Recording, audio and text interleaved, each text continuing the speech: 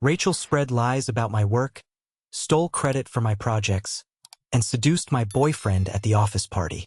Now she's unemployed while I'm running the department. I thought I knew what workplace drama looked like until Rachel joined our team 6 months ago. She seemed friendly enough at first, always complimenting my outfits and asking about my weekend plans.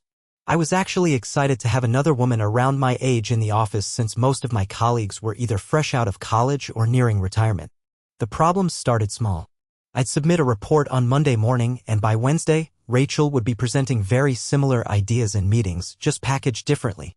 When I brought it up casually, she'd act confused and say we must have been thinking along the same lines. I didn't want to seem paranoid, so I let it slide. Then the comments started. Rachel would make little jokes about how I was always staying late, how I never seemed to have time for team lunches, how I was probably too stressed to think clearly about certain projects. She'd say it with a laugh, like she was just being friendly and concerned, but I could see how it was affecting how others perceived me. My boyfriend worked in a different department, and we'd been together for almost 2 years.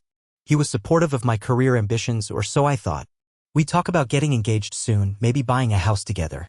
I felt like everything was finally falling into place professionally and personally. The company holiday party was where everything fell apart.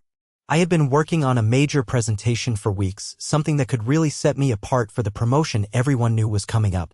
I was exhausted but excited, wearing this new dress I'd bought specifically for the party. My boyfriend was supposed to meet me there after his client dinner ran late. When he finally showed up, I was in the middle of networking with some executives from another division. I waved at him from across the room, and he gave me this weird look I couldn't quite read. I figured he was just tired from his long day. I didn't see Rachel approach him. I was busy discussing quarterly projections with the regional manager when I heard this laugh I recognized. I looked over and saw them talking by the bar, Rachel's hand on his arm, leaning in close like they were sharing secrets. My stomach dropped, but I told myself I was being ridiculous. The next morning, my boyfriend was distant.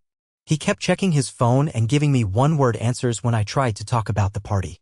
When I finally asked what was wrong, he said he'd been doing some thinking about our relationship and whether we really wanted the same things.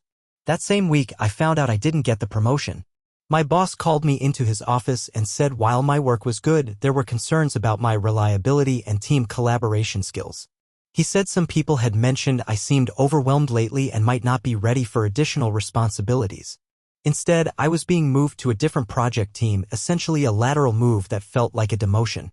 Rachel got the promotion. I sat in my car after that meeting and cried harder than I had since my mom died 3 years earlier. Everything I'd worked for was slipping away, and I couldn't understand how it had happened so fast. My boyfriend broke up with me 2 days later. He said Rachel had opened his eyes to how career-obsessed I'd become, how I never made time for the relationship anymore. He said I was too focused on competing with everyone to be a good partner. The irony wasn't lost on me that he was essentially dumping me for the woman who'd gotten the job I should have had. The next few weeks were the darkest of my adult life. I'd go to work and watch Rachel in what should have been my office, leading meetings I should have been running. She'd smile at me in the hallway like nothing had changed, sometimes even asking how I was holding up after the breakup as if she genuinely cared. I started looking for other jobs, but it's hard to explain in interviews why you're leaving when you just got moved to a new team. I felt trapped and humiliated, questioning everything I thought I knew about reading people and situations. The only bright spot was when the company hired a new senior manager from outside. He seemed genuinely interested in understanding how different teams functioned and what projects were in development. He scheduled one-on-one meetings with everyone, including me, even though I was no longer in a leadership position. During our meeting, he asked detailed questions about my previous work and seemed surprised by some of my answers. When I mentioned projects I'd initiated or led, he'd make notes and ask for specific examples. I couldn't tell if he was just being thorough or if something else was going on. Update 1. I wasn't sure if I should post an update, but so much has happened in the past month that I needed to share it somewhere. The situation with Rachel has completely exploded and I'm still processing everything. Remember the new senior manager I mentioned? Well, he's been conducting what I now realize was a thorough investigation into team dynamics and project histories.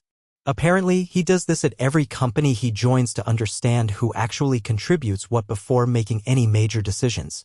He started by reviewing email chains and project documentation going back to when Rachel joined the team. What he found was damning. There were timestamps showing when I'd send ideas or drafts, and then evidence of Rachel presenting nearly identical concepts just days later. He also found emails where she'd subtly undermined me to various colleagues and our boss, planting seeds of doubt about my capabilities. But the real smoking gun came from an unexpected source. Our office has security cameras in common areas, including the break room where Rachel had several conversations with my now ex-boyfriend.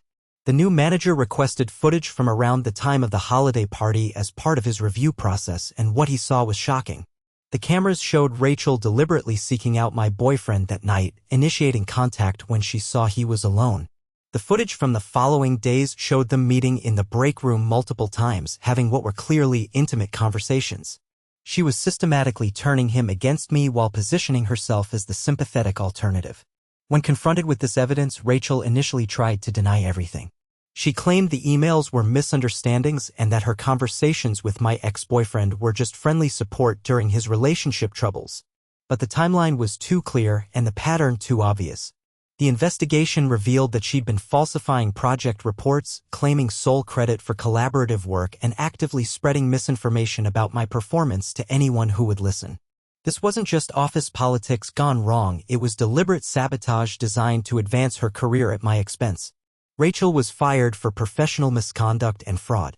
The company took it seriously because they realized she could have exposed them to legal liability if her behavior had continued unchecked.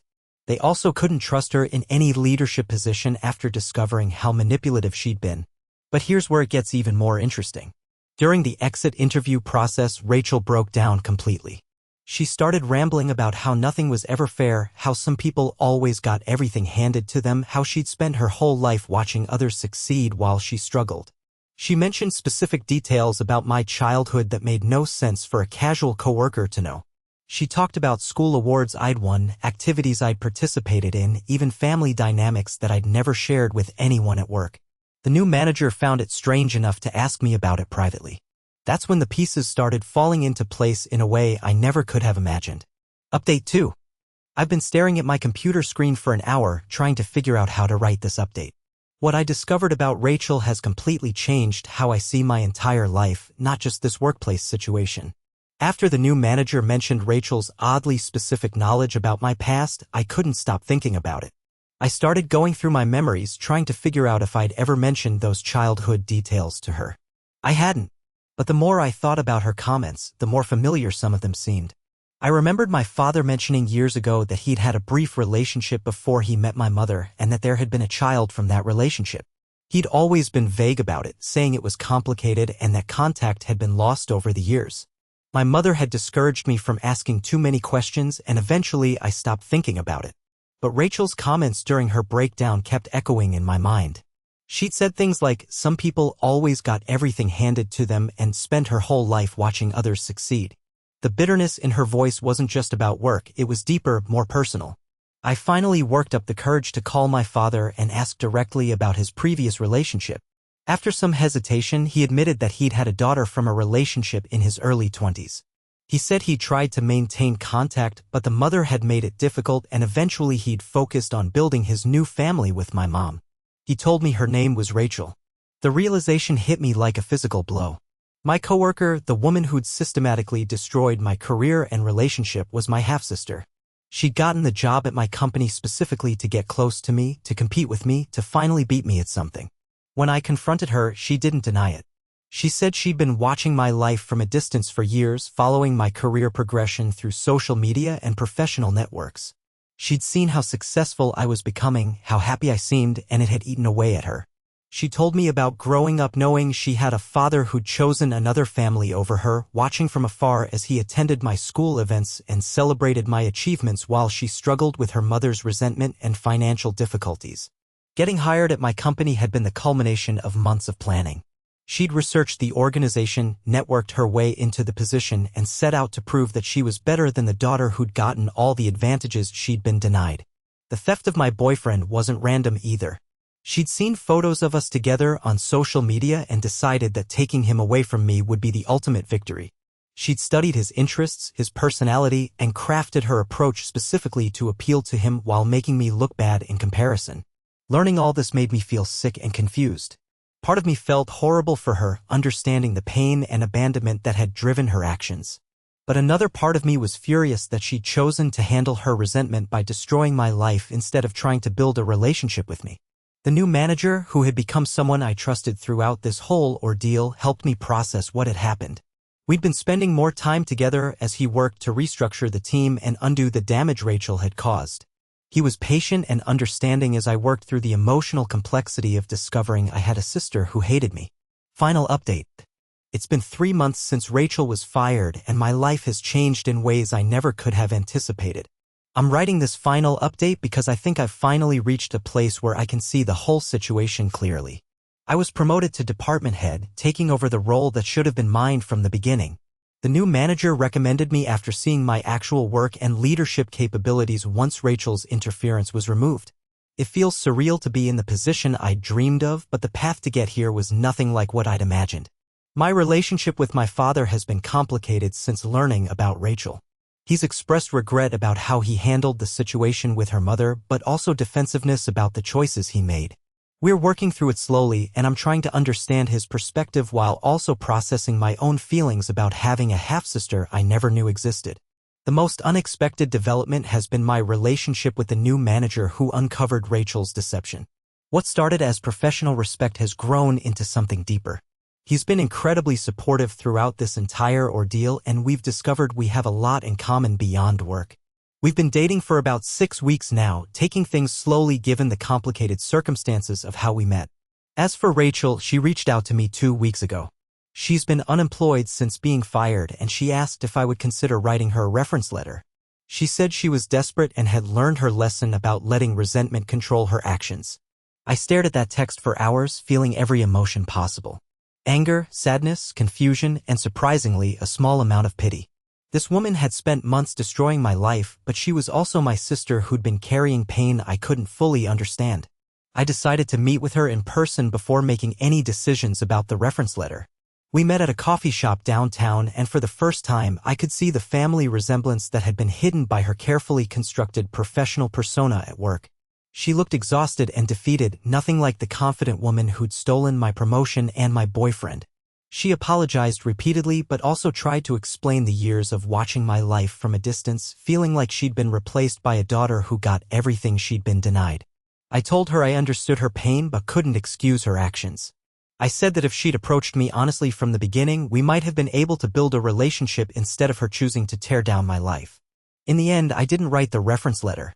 I told her that I couldn't vouch for her professional integrity given what she'd done, but I also said that I hoped she'd find a way to move forward and build something positive for herself.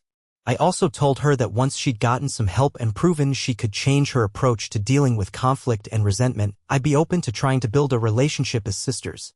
Not right away and not without boundaries, but eventually. She cried when I said that, and for the first time since I'd known her, the emotions seemed genuine rather than manipulative. My ex-boyfriend also reached out recently, saying he'd realized he'd been manipulated and wanted to apologize. I appreciated the apology, but I have no interest in rekindling that relationship. Someone who could be so easily turned against me after 2 years wasn't the partner I needed anyway. Looking back on this whole experience, I realize it taught me things about myself I might never have learned otherwise. I learned that I'm stronger than I thought, that I can survive having my life torn apart and still come back fighting. I learned that success built on manipulation and deception never lasts, but achievements based on genuine effort and integrity do. I also learned that family relationships are more complicated than I'd ever imagined. Having a half-sister who resented me enough to sabotage my life has made me think differently about privilege, fairness, and the random circumstances that shape our opportunities. Most importantly, I learned that sometimes the worst thing that happens to you can lead to the best outcomes you never saw coming. If Rachel hadn't sabotaged me, I never would have met my current boyfriend, never would have gotten the chance to prove my capabilities to someone who could recognize them, and never would have ended up in a position even better than what I'd originally been working toward. I'm not grateful for what she put me through, and I don't think everything happens for a reason. But I am proud of how I handled the situation once I understood what was really going on.